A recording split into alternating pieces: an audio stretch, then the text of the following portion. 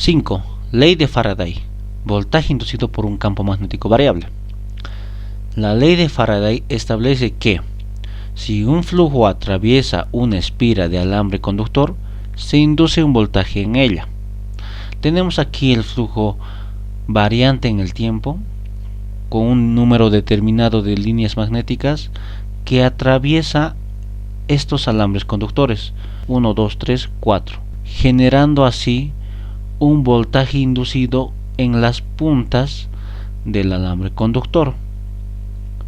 Tenemos entonces 4 voltajes inducidos en las diferentes puntas de los 4 alambres conductores. Para calcular este voltaje inducido es necesario recurrir a la fórmula que indica que voltaje inducido es igual a menos el número de espiras por la variación de flujo en el tiempo, donde para calcular el voltaje inducido de una sola espira, el número de vueltas será 1. ¿Qué quiere decir el signo negativo? El signo negativo viene de la ley de Lenz, que nos menciona que existirá un flujo opuesto al crecimiento del flujo inicial. Podemos recordar de circuitos eléctricos, donde tenemos un voltaje, una fuerza electromotriz. La corriente, por convención, irá de positivo a negativo en el circuito, pero dentro de la fuente irá de negativo a positivo. De igual forma ocurre con este circuito. Tenemos aquí un voltaje inducido, el cual irá de positivo a negativo. La corriente es de color verde. Cuando se aumente la corriente con la que estamos alimentando este devanado, esta zona actuará como un cortocircuito, es decir, que actuará como si fuera esta pequeña fuente. La corriente de color azul y es la corriente que irá de abajo hacia arriba, y con la corriente de color verde, corriente que normalmente ya estaba en aumento, producirá un choque en cuanto a los flujos magnéticos. El flujo que va en crecimiento es de color verde hacia abajo, y esta dirección de flujo magnético se calcula con la regla de la mano derecha. A eso se refiere la ley de Lenz cuando menciona que existirá un flujo opuesto al crecimiento del inicial. La ley de Lenz se emplea para predecir la polaridad de los voltajes inducidos en los devanados, pero en el transcurso del curso no se usará la ley de Lenz. En la práctica es difícil usar la ecuación debido a que no es igual a la cantidad de flujo en cada espira. Podemos ver de que tenemos un conductor 1 en el cual atraviesa un flujo magnético. Este primer flujo magnético no está llegando al conductor 1. Esta línea de flujo magnético está llegando al conductor 4. Entonces no es igual el flujo magnético que llega a la espira 1 que el flujo magnético que llega a la espira o al conductor 4. Es por ello que es difícil usar la ecuación. Para ello definiremos una nueva terminología. Flujo concatenado o ligado será igual a la sumatoria de cada flujo individual que llegue a los devanados. La ecuación es: voltaje inducido es igual a flujo concatenado a razón del diferencial de tiempo. La ley de Faraday explica las pérdidas de energía por corrientes parásitas. Al crear un flujo magnético a través del conductor, porque al crear un flujo magnético con una corriente que ingresa, el flujo magnético pasa por el conductor ferromagnético, en donde, en el caso de que sea sólido, inducirá pequeños voltajes dentro del material, y esos pequeños voltajes, como lo hemos visto antes, producirán corrientes en forma circular, en forma de torbellino. Producirá una pérdida de calor, y es por eso que el material ferromagnético calentará. Para calcular las pérdidas de energía por estas pequeñas corrientes parásitas, usamos la siguiente ecuación: potencia es igual a la corriente al cuadrado por la resistencia del material. Y para reducir las corrientes parásitas que se crean en el material ferromagnético, encontramos dos soluciones, en el cual uno sería dividir el núcleo en pequeñas láminas. Estas son las pequeñas láminas para que las corrientes sean mucho más pequeñas y el calor se disminuya, ya no exista tanta pérdida. Y la segunda opción es aumentar la resistencia del núcleo debido a la fórmula que nos explica que voltaje es igual a la corriente por la resistencia. Despejando la corriente, tenemos que corriente es igual a voltaje partido o dividido entre la resistencia. Observamos en este caso que la corriente es inversamente proporcional a la resistencia. Para poder reducir la corriente debemos de subir la resistencia. Producción de fuerza inducida en un alambre. Este efecto ocurre cuando un alambre porta una corriente en presencia de un campo magnético. Tenemos aquí la ilustración. Tenemos un conductor con una corriente I que va de arriba hacia abajo. Recordando que cuando un conductor porta una corriente I, a su alrededor se crea un campo magnético circular que lo define la regla de la mano derecha. Este choque de campos magnéticos, tanto del conductor como del campo magnético exterior X de color verde, produce una fuerza inducida sobre el alambre. La densidad de flujo magnético está en dirección hacia adentro. ¿Cómo lo sabemos?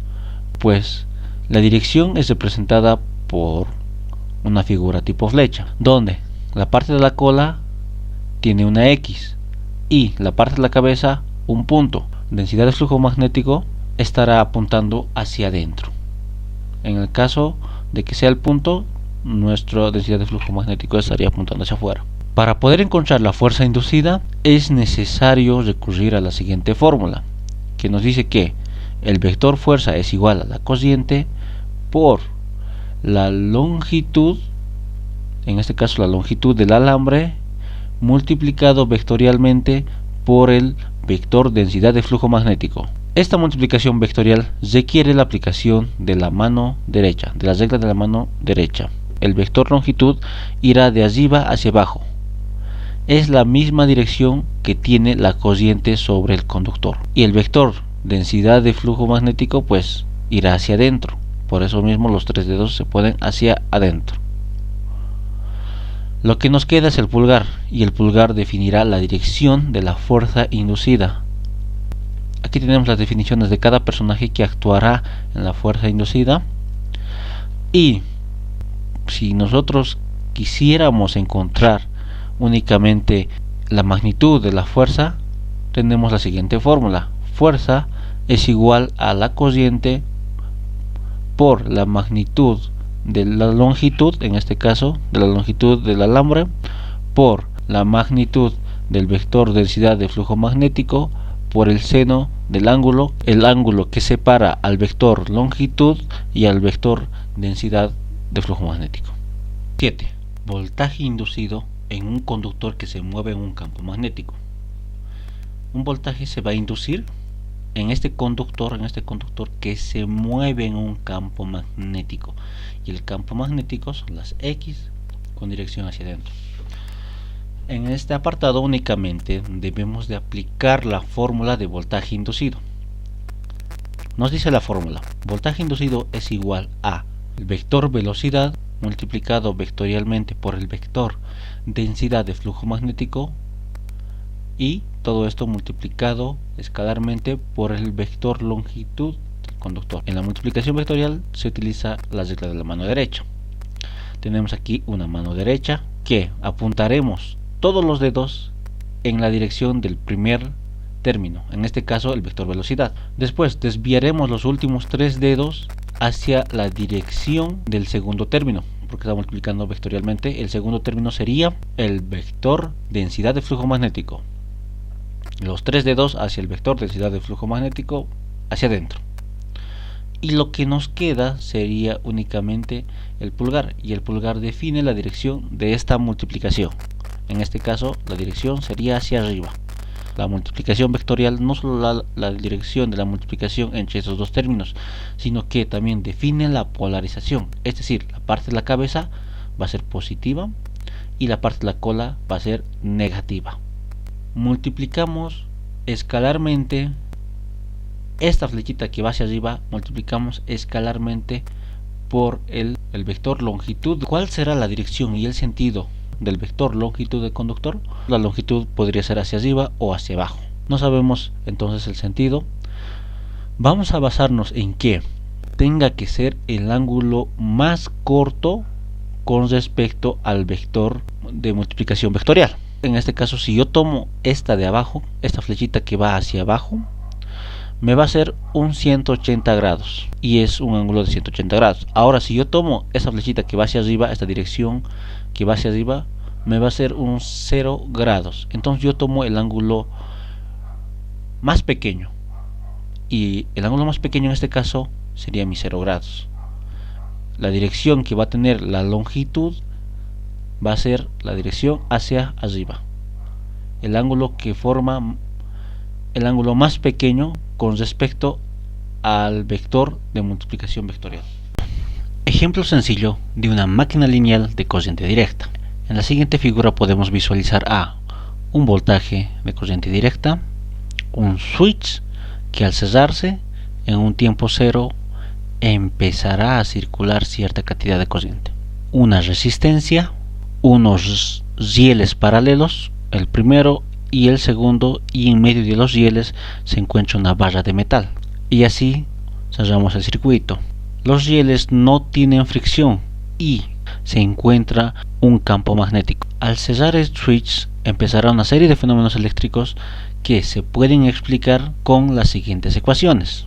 Uno, el de la fuerza inducida, que será igual a la corriente multiplicada por el vector longitud, en este caso de la barra, multiplicada vectorialmente por el vector densidad de flujo magnético. La ecuación número 2 es voltaje inducido igual a el vector velocidad multiplicada por la densidad de flujo magnético multiplicada escalarmente por el vector longitud. La tercera es la ley de voltajes de Kirchhoff. Y la cuarta sería la segunda ley de Newton, que nos dice fuerza es igual a masa por aceleración. Empecemos con el arranque de la máquina lineal de corriente directa. Para arrancarlo únicamente apretamos el switch y empieza a circular la corriente. Por la ley de voltajes de Kirchhoff tenemos la siguiente ecuación, que sería, si vamos en dirección de la corriente, sería vamos menos el primer signo menos el voltaje V. Tenemos menos el voltaje V. Seguimos más la resistencia por la corriente. Seguimos el primer signo más el voltaje inducido.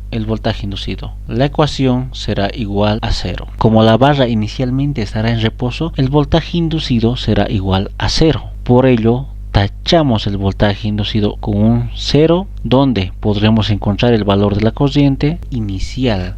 Despejando de esta ecuación, encontramos el valor de la corriente, que es igual a el voltaje de la fuerza electromotriz dividido entre la resistencia.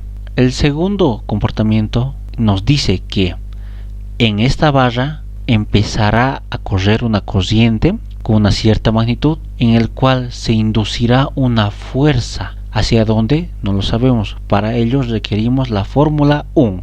Fuerza inducida es igual a la corriente por el vector longitud multiplicada vectorialmente por el vector densidad de flujo magnético. Al multiplicar vectorialmente estos vectores nos da una fuerza hacia la derecha y una magnitud igual a corriente por longitud por densidad de flujo magnético.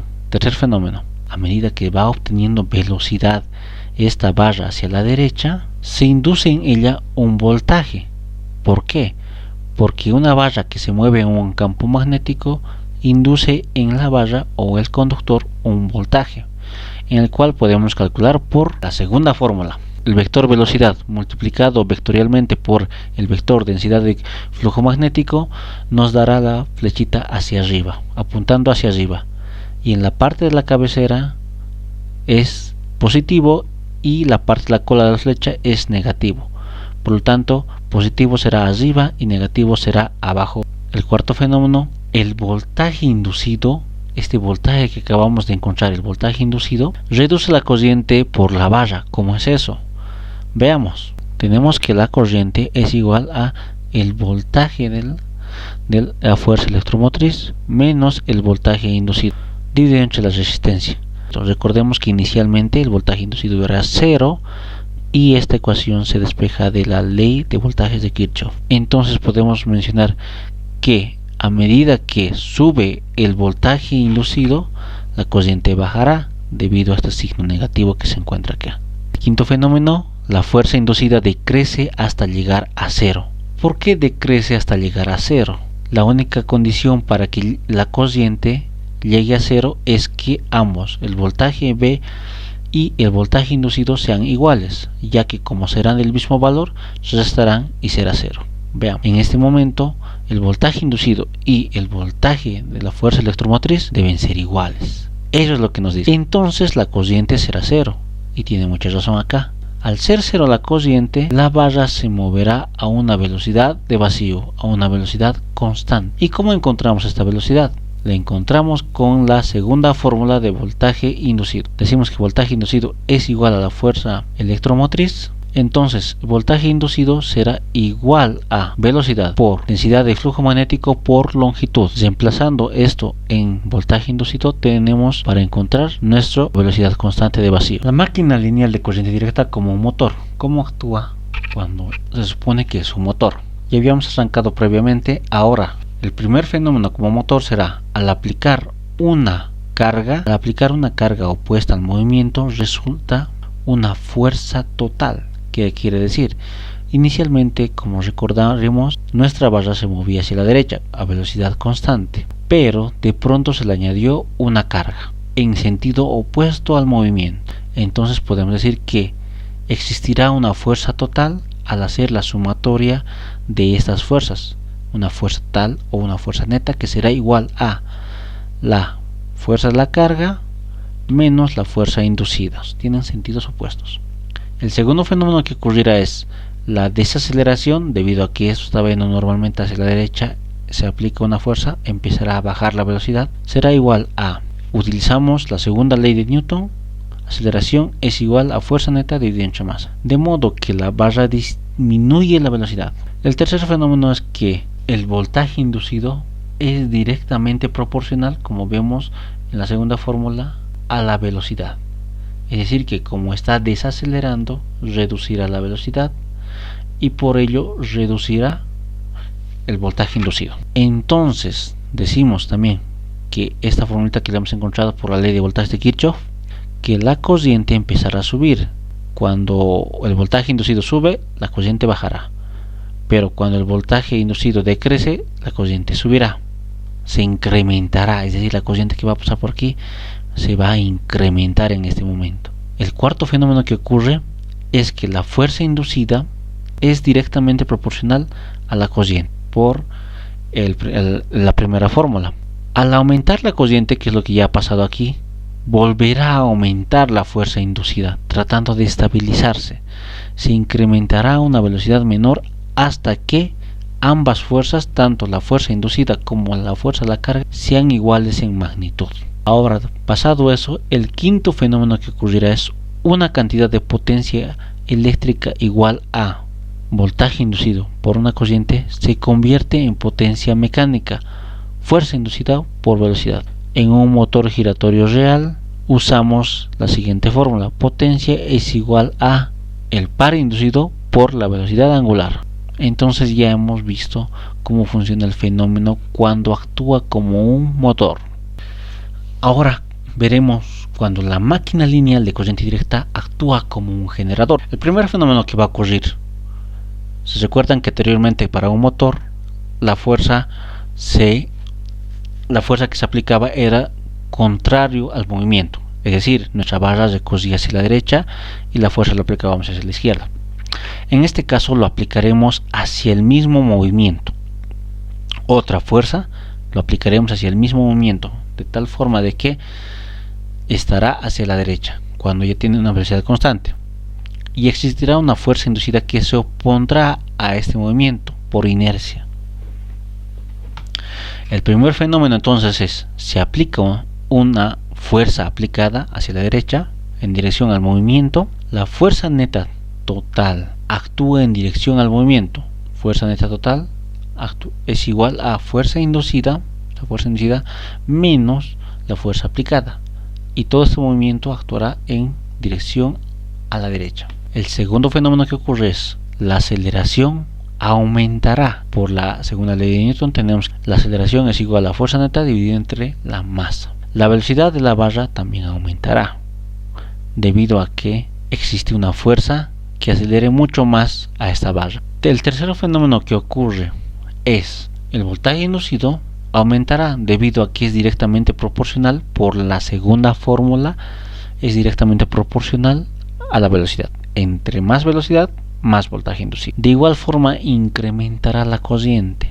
¿Por qué? Porque el voltaje inducido aumenta y la corriente aumenta. En este caso es directamente proporcional. ¿Y cómo hemos encontrado esta formulita? Debemos recordar de nuestra figura que dice que al realizar una fuerza aplicada, la corriente va a girar en sentido contrario al que nosotros ya teníamos conocido. Entonces tenemos que menos voltaje, más voltaje inducido, menos la resistencia. Llevando esto, haciendo una sumatoria de las leyes de voltaje de Kirchhoff, tendremos la siguiente ecuación. Y despejando la corriente, ya tenemos esta ecuación. El cuarto fenómeno que ocurre es la fuerza inducida es directamente proporcional a la corriente. Quiere decir que si incrementa la corriente, incrementará la fuerza inducida. Tratarán de igualarse de tal forma de que la fuerza aplicada sea igual a la fuerza inducida. El quinto fenómeno que ocurre es se transforma de potencia mecánica, fuerza inducida por la velocidad, a potencia eléctrica, voltaje inducido por una corriente. Eso es lo que pasa. La fuerza inducida no ha sido más que una fuerza mecánica que le hemos aplicado para convertirla en potencia eléctrica. ¿Cuándo la máquina es un generador o un motor? La máquina es un generador cuando el voltaje inducido es mucho mayor que el voltaje de la fuerza electromotriz. Y es un motor cuando el voltaje inducido es mucho menor que el voltaje de la fuerza electromotriz. Existen algunos problemas en el arranque de la máquina de corriente directa lineal. ¿Y cuáles son estos problemas? Cuando está arrancando, la máquina presenta una corriente muy elevada. Y para solucionar esto, observamos que la corriente es inversamente proporcional a la resistencia. Es decir, que entre más se eleve la resistencia, reducirá la corriente. Y esto nos puede servir. Para reducir esta corriente, podemos poner resistencias en series, de tal forma que, teóricamente, la resistencia equivalente es igual a la sumatoria de todas las resistencias si ésta se encuentra en serie. Es de esa forma detener la corriente muy elevada y así poder salvar los devanados o algo que se encuentre dentro del circuito. Y por último tenemos a 9 potencias, real, reactiva y aparente, en los circuitos de corriente alterna. Ahora describiremos la relación entre estas tres potencias: potencia real, potencia reactiva y potencia aparente. Tenemos dos circuitos, como podemos observar: circuito número 1, circuito número 2. El primero es un circuito de corriente continua y el segundo es el circuito de corriente alterna. Para encontrar la potencia en el circuito de corriente continua, tenemos que la potencia es igual al voltaje por la corriente.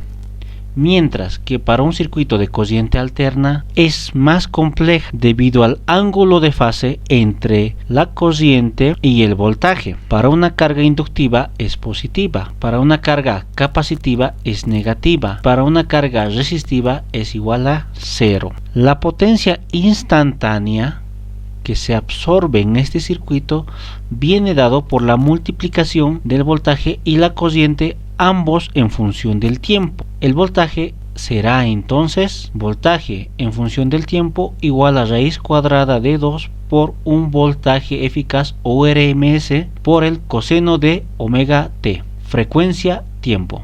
Y la corriente estará dada por corriente en función del tiempo igual a raíz cuadrada de 2 por la corriente RMS o valor eficaz por el coseno de omega t menos el ángulo de impedancia. La potencia promedio que se suministra a la carga estará afectada por el ángulo de la impedancia, y el ángulo de la impedancia es el desfase entre la corriente y el voltaje. Multiplicando el voltaje y la corriente ambos en función del tiempo y aplicando identidades trigonométricas a esta fórmula, tenemos la siguiente fórmula de potencia promedio. Observamos la gráfica. La figura senoidal es la gráfica del primer término y la figura senoidal de color negro es la gráfica del segundo término. El primer término, observamos que la potencia promedio es una recta paralela al eje del omega t y la potencia promedio se encuentra en el eje de potencia positiva. A esta potencia positiva la llamaremos watt, mientras que el segundo término, la potencia promedio, es una línea recta paralela e igual al eje omega t. Y podemos verificar gráficamente que es igual a 0. Es decir, que la potencia promedio es la mitad de la potencia instantánea. Y la onda de color negra del segundo componente está partido justamente con el eje. La potencia instantánea positiva de color verde del primer componente nos ofrece una potencia pulsante positiva, no es constante. Mientras que la potencia de color negro nos ofrece una potencia positiva y al mismo tiempo negativa, positiva y negativa. Para analizar nuestra ecuación de potencia promedio, nosotros ubicamos el ángulo en el que empieza la intersección entre la recta de potencia promedio del primer componente y la potencia promedio del segundo componente. Entonces vemos las intersecciones en 0 grados, la onda senoidal intersecta con la recta en 90 grados, en 180 y así sucesivamente. Mientras que la potencia promedio del primer componente intersecta en un ángulo de 45 grados. Este segundo ángulo es de 135 grados y así sumando 90 grados en cada intersección. Para nuestro segundo componente, en WT, que es nuestro ángulo, ponemos 0 grados. 0 grados por 2, 0. Entonces seno de 0 es 0 y por ello todo este término es igual a 0.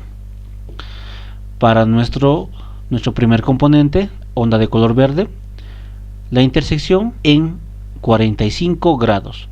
Ponemos en lugar de omega t 45 grados. 45 por 2 da 90 y coseno de 90 grados es 0. Por ello nos queda únicamente esta ecuación que sería voltaje por cociente por coseno del ángulo que divide voltaje y la cociente. Al primer componente le denominamos potencia activa y al segundo componente lo denominaremos potencia reactiva. La potencia activa no es más que la potencia, toda esta potencia positiva que se envía a la carga, que se suministra a la carga, y está medida en watts.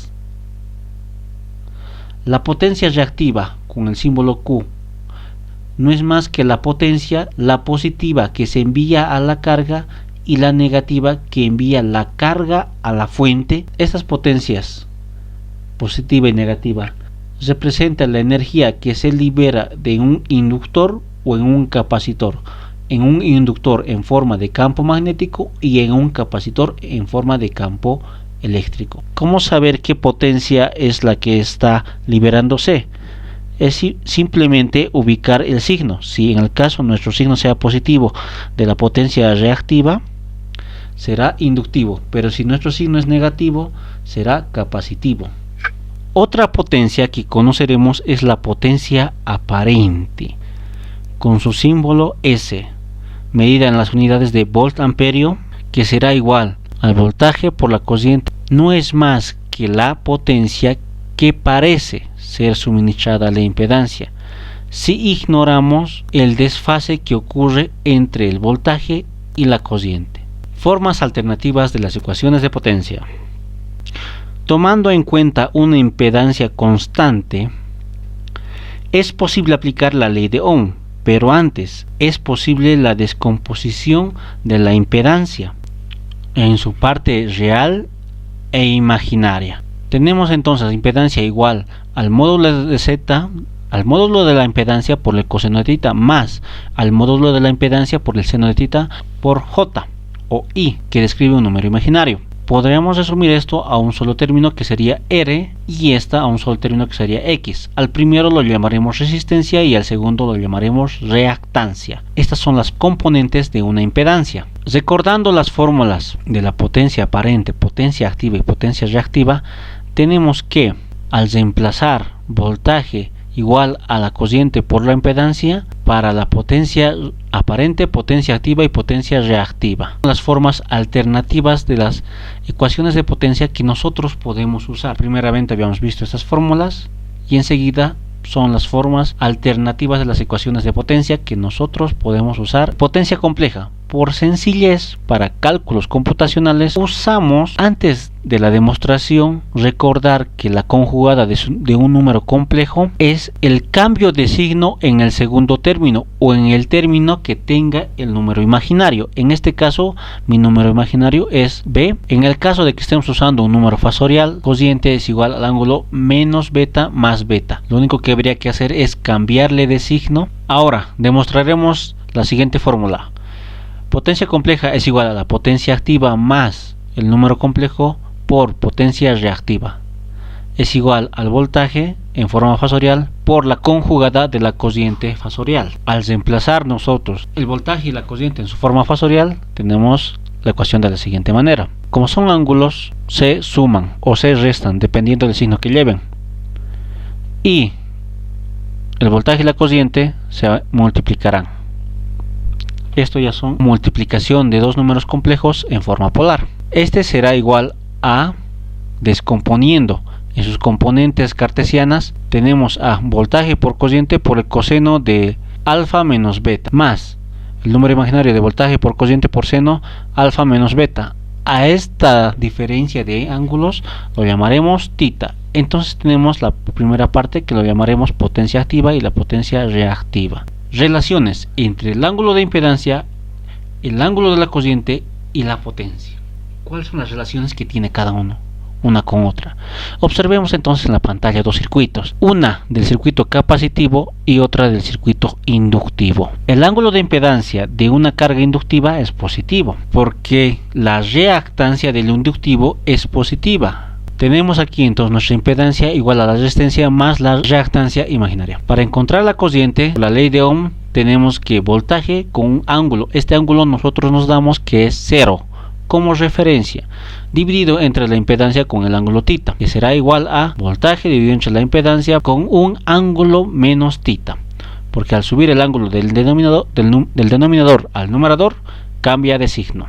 En nuestro circuito, la potencia compleja tendrá a la potencia activa con su signo positivo. Quiere decir entonces que nuestra impedancia en este momento está consumiendo potencia. Si nuestra impedancia tiene un signo positivo de potencia reactiva, quiere decir que nuestra impedancia está consumiendo carga. Respecto a los fasores, la gráfica de esta ecuación se refleja en voltaje de fase y el vector de fase, ambos vectores en movimiento circular, rotativo, con un ángulo tita que la separa, el ángulo tita de la carga, ángulo de impedancia. La rotación será en sentido antihorario y observamos que la cociente está retrasada del voltaje de fase en una diferencia de tita. En el siguiente circuito capacitivo, observamos que el ángulo de la impedancia será negativo, porque es un circuito capacitivo. Tendremos entonces nuestra impedancia igual a resistencia menos reactancia por el número imaginario I o J, que es igual a nuestro fasor con un ángulo negativo. La cociente igual a, por la ley de Ohm, despejamos la cociente, tenemos el voltaje con un ángulo de 0 como referencia, dividido entre la impedancia con un ángulo de menos tita, que al subir cambiará del signo del denominador al numerador, será positivo el ángulo de la impedancia. Cuando nuestra potencia activa en nuestra impedancia sea positiva, nos dice que la impedancia está consumiendo carga, mientras que si es negativa, es decir, esta carga Z suministrará potencia a la fuente B de cociente alterna. Realizando una gráfica fasorial del vector fase y la cociente, el vector fase se retrasa con respecto a la cociente con un ángulo de impedancia tita, o podríamos mencionar de que la cociente se adelanta con respecto del voltaje de fase con un ángulo tita. Siguiente, triángulo de potencia. Tenemos aquí un triángulo rectángulo con un ángulo de 90 grados en el que denominaremos a la hipotenusa con la potencia aparente. Con respecto del ángulo tita denominaremos cateto opuesto con la potencia reactiva y al cateto adyacente con la potencia activa. Tenemos las relaciones trigonométricas de este triángulo rectángulo y definimos en esta parte que coseno de tita será igual al factor de potencia de la carga de cociente alterna y tita es el ángulo de la impedancia en este caso de la carga. Tenemos dos formas de representar una carga inductiva o una carga capacitiva, con los signos más y menos. Normalmente se pone delante del coseno de tita para poder diferenciar entre una carga inductiva o capacitiva. Con esto pues finalizamos el tema. Espero que les haya sido de utilidad. Si ustedes gustan que resuelva ejercicios, menciónenlo en los comentarios. Hasta la próxima.